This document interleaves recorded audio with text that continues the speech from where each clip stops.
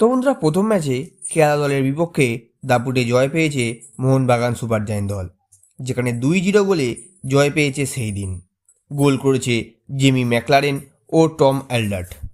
যেখানে মোহনবাগান দল তাদের পরবর্তী ম্যাচ খেলবে আগামী 23শে ফেব্রুয়ারি চেন্নাই এফসি দলের বিরুদ্ধে।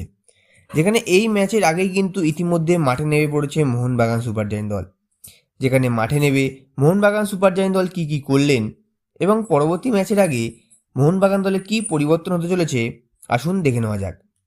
যেখানে আজ মাঠে নেমে মোহনবাগান সুপার জায়েন্ট দল বেশ কিছুক্ষণ ফিজিওর সাথে প্রথমে সময় কাটান, এরপর ছোট ছোট পাসিং ফুটবল খেলে নিজেদের মধ্যে। এছাড়াও গোলকিপারকে গোলে রেখে দূরপাল্লা শটও মারতে দেখা যায় মোহনবাগান দলের সমস্ত খেলোয়াড়দের।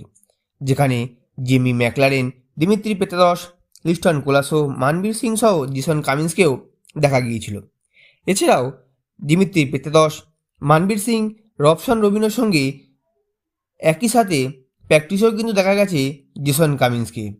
অর্থাৎ পরবর্তী ম্যাচে হয়তো Jason Cummins Mohun Bagan super giant দলের প্রথম একাদশে জেমি ম্যাকলারেনের পরিবর্তে হয়তো মাঠে নামতে পারে।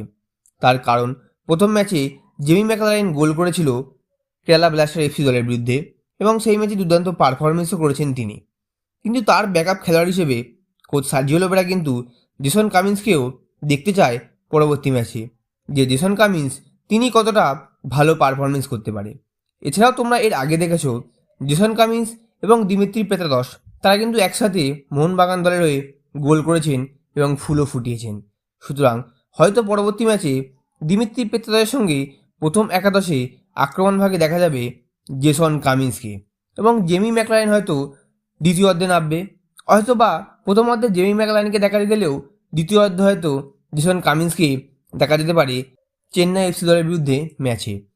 তো বন্ধুরা, এই ছিল আজকে ভিডিও এবং তোমরা পরবর্তী ম্যাচে চেন্নাই এফসি দলের বিরুদ্ধে ম্যাচে প্রথম একাদশে জেসন কামিন্স নাকি জেমি ম্যাকলারেন, এই দুজন খেলোয়াড়ের মধ্যে কোন খেলোয়াড়কে দিমিত্রি পেত্রাদশের সঙ্গে দেখতে চাও তা তোমাদের মতামত আমার ভিডিওর নিচে কমেন্ট বক্সে কমেন্ট করে জানাবে এবং ভিডিওটি ভালো লাগলে ভিডিওটিকে লাইক, শেয়ার এবং আমাদের চ্যানেলটিকে সাবস্ক্রাইব করে আমাদের পাশে থাকবেন। তো ধন্যবাদ।